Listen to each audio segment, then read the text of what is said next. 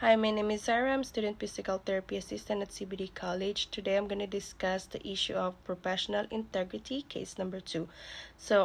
This case discusses a physical therapy practice owner who has notice of increased patient with White Rose medical insurance. So this patient have informed the office manager that the practice is the only one in the area still accepting this insurance, which has reduced the reimbursement rate 3 times over the past year. While many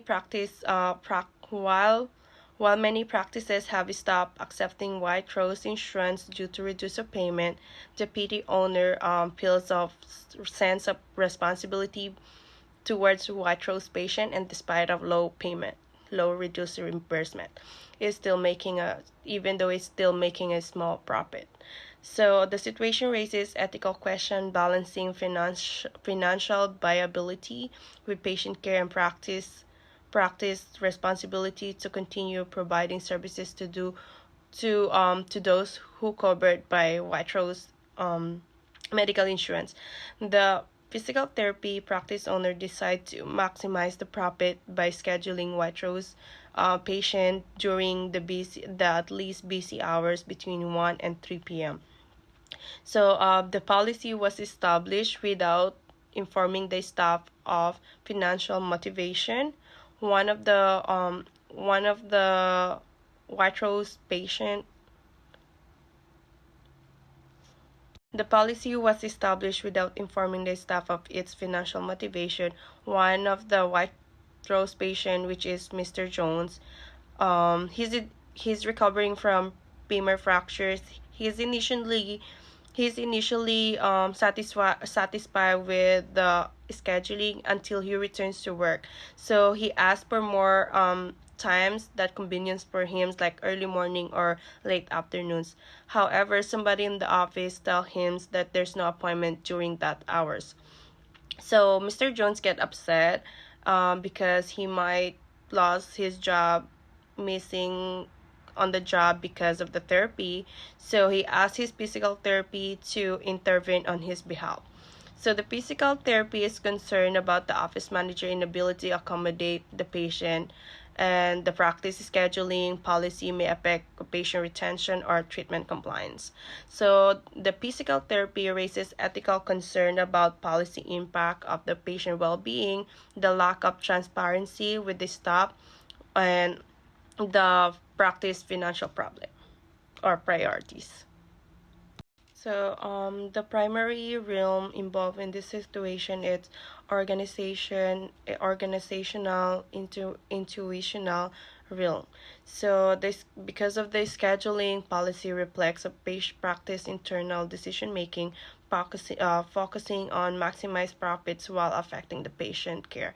Some implement it without clear communication with the staff or patient, which is raises ethical concern about communication, fairness, and patient-centered care. The moral principles and rules in this situation for me is autonomy and beneficence. So one, autonomy, because Mr. John is being denied the flexibility to schedule appointment at the times are more convenient for his work life. This is a violation of his autonomy, which is the ability to make choices that align with his needs and priorities.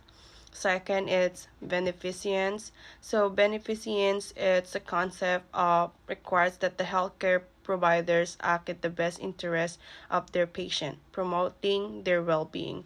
By applying a scheduling policy that not accommodate Mr. Jones' needs, the practice can compromise the patient's ability to receive a care that is helpful to his recovery and life situation. Standards of ethical conduct for PT physical therapy.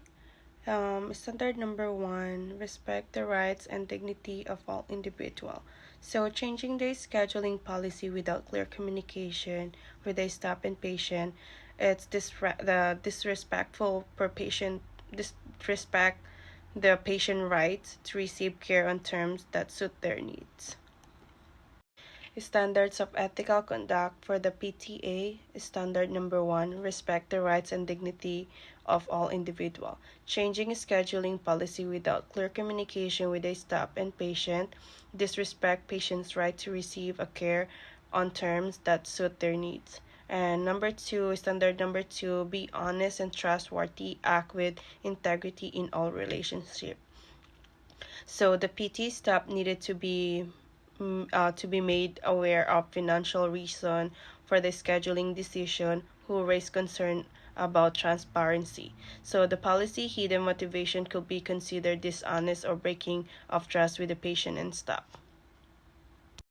The right thing to do is should be the practice owner should clearly communicate with what is the reason behind of changing his scheduling to the patient and to the staff.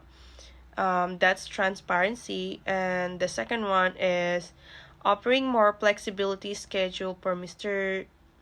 Jones, who required accommodation because of his work life or work schedule. So the practice could be considered as a solution or adjusting stop hours or offering other appointment times during low demand hours, which is flexibility. And the third one for me is patient care center. So the third one, it's going to be patient care centered. No, patient-centered care. So the ethical principle of beneficence calls for acting in the patient best interest. So this is a policy if it a policy negative impacts to the patient ability to continue therapy or recovery, it should be reevaluated. In this case, accommodating Mr. Jones' request for more flexible schedule may help him to continue with the therapy without risking his job or work schedule. Last one, it's going to be ensure the scheduling policy do not create an unfair access to care based on patient insurance status. So that's equity and justice. So a more equitable approach would allow for greater flexibility in scheduling for all patients regardless on their insurance plan.